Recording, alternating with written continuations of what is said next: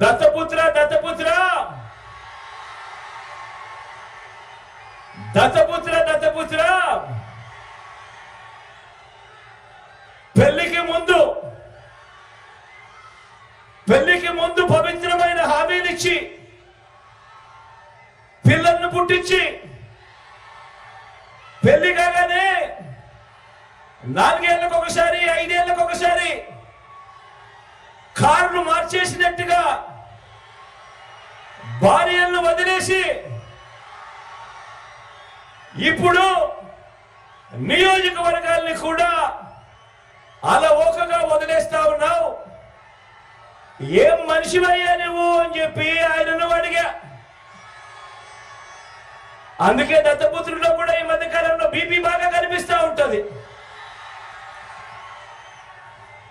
అయ్యే దత్తపుత్ర, ఒకసారి చేస్తే పొరపాటు, మళ్ళీ మళ్ళీ చేస్తే దాన్ని అలవాటు అంటారయ్యా దత్తపుత్ర.